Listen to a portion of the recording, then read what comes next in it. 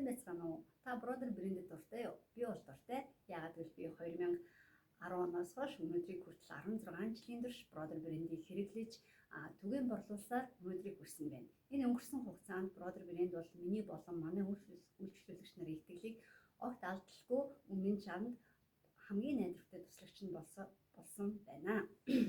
За тэгээ өнөөдөр би та бүхэндээ Brother брендийн хамгийн энгийн буюу 17 оёлтой машиныг танилцуулах гэдэг нь тавьсан байна. За тэгээ бүгдээрээ одоо unboxing буюу хайрцагнаас нь шинийг гаргаж үзье. Шинээр машин авахдаа мэдээж эхлээд хайрцгийг ингэж онгойлгоно. За би энэ сая дарсан байгаа скотчийг зүсээд нээсэн байсан гэсэн. За энэ маань нэлээд юм хатуу. За ингээд ингэж харагдана. За ингээд эхлээд хамгийн дээдлийн хөөсөн цэгийг авна. За яг энэ бичгийг ингэж оруулж байгаа гэхээр манай оёлын машиныг одоо онлайнаар буюу хөргөлтөөр авдаг хүмүүс байдаг. Шууд одоо эндээс нь худалдаж задлж үзэхгүйгээр шууд худалдаад авсан хүмүүс байдаг. Задлж үзсэн мөртлөө гэртээ очиод яах вүлээ гэд асуудаг хүмүүс байдаг байхгүй юу? За тэгээ тийм учраас би тэр хүмүүстэй зориулж энэ бичлэгийг хийж байгаа. Мөн Brother брендийг сонирхож байгаа, Brother брендтэй найзлахыг хүсэж байгаа тэр хүмүүстэй бас зориулж давхар энэ бичлэгийг хийж байгаамаа.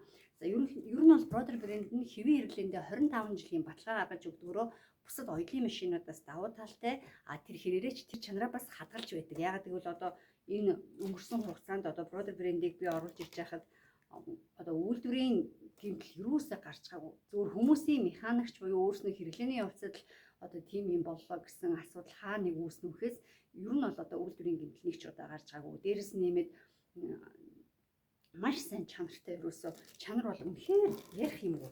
За ингээд машина хэрэглэлийн хөөсөн цэгийг аваад за ингээд гаргаж ирнэ.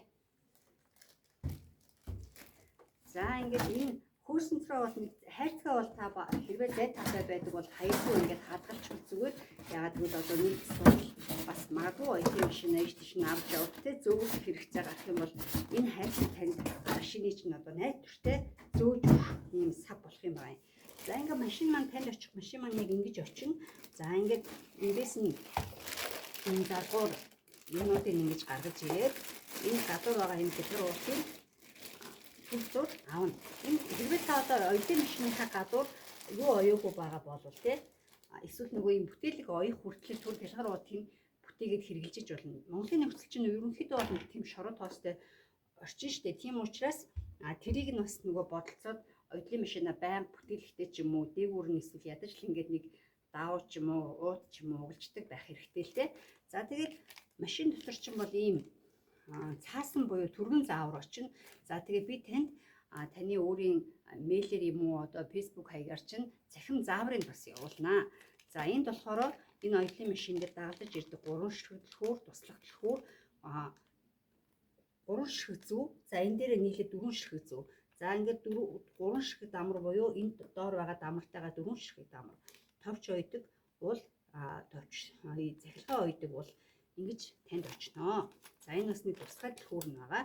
Ингээд энэ бол машинд чинь хамт дагалдаж ирдэг туслах одоо баг хэлбэн гэсэн.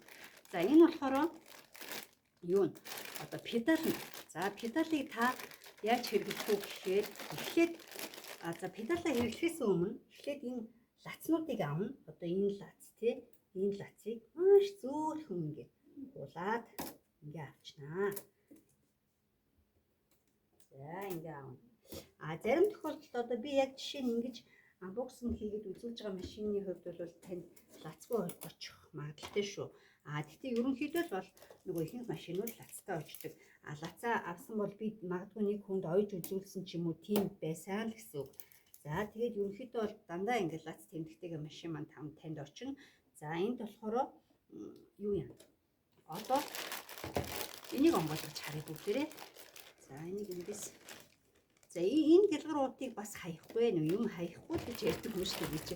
За энэ дэлгэр уутыг яагаад хаях вэ гэхээр ерөөсөө яг ингээл энэтэй хамт байлгаад за тэгээ энийг аягүй сайхан цэвэртэй ингээд нэг юм хэсгээд яг энэ ам дээр нь ингэж хомингуудаа энэ хэсэгт нь нөгөө скотчдчихдаг байхгүй юу? Энэ доор нь оруулахгүйгээр хажуу талд нь шүү. Хажуу талд нь ингээд скотчдчих. За тэгээд энэ маань нөгөө хөл доор тавьдаг хөл педал нь шүү дээ. За энийг ингээд хөлөөрөө гიშгэнэгээ доороо тавина гэсэн үг. За тэгээд энийг яагаад гадуур нь гялгар угалж байгаа вэ гэхээр ингэж байлгаж байгаа вэ гэхээр хэрэглээний явцад одоо энэ завсар хогшроо ингээ яг энэ завсраар нь ороод явандаа нөгөө энэ педал маань гүйцэтгэх шигтэй болдог аахгүй олон жилийн явцад тэрнээс бас сэргийлж байгаа гэсэн үг. За би тэгэхээр одоо тийм юмтай байнга ингэж хэрэглэдэг учраас миний оюутны машин бол тийм асуудал үүсэж байгаагүй л гэсэн үг. За одоо энийг задлая. Энийг ингэж задлаад за тэгээ эндээсээ педалаа гаргаж ирээд энийг миний хийсэнчлэн түрүүн скотч гутангуудаа за яг оюутны машины чинь энд одоо тогных нь нөгөө нэг юу байгаа ишнүр байгаа. За тэгээ энийг яг энэ ховлын ингэж зөв тааруулаад ингэж хийнэ. За ингэ орчиж байгаа. За ингээл энийгээ болохоор хөлд ороод тавих юм шүү дээ. Ингээ хоёр гар чинь чөлөөтэй. За одоо яг оюутны машины чинь энд нь энд өвчлөр байгаа. Нэг ингээ дарангууд тэнд гэрэл хасж байна. За энэ хараа одоо ахиа харуулъя. За гэрэл унтарлаа. За ингээд оюутны машин чинь одоо ажиллахад бэлэн боллоо. Дараагийн хэсгээр бүгдээрээ оюутны машинаа хэрхэн яаж одоо ажилуулах уу, тэ юу анхаарах уу гэж заавар зөвлөгөөгөө хүлээн авч үзнэ. Түр баяртай.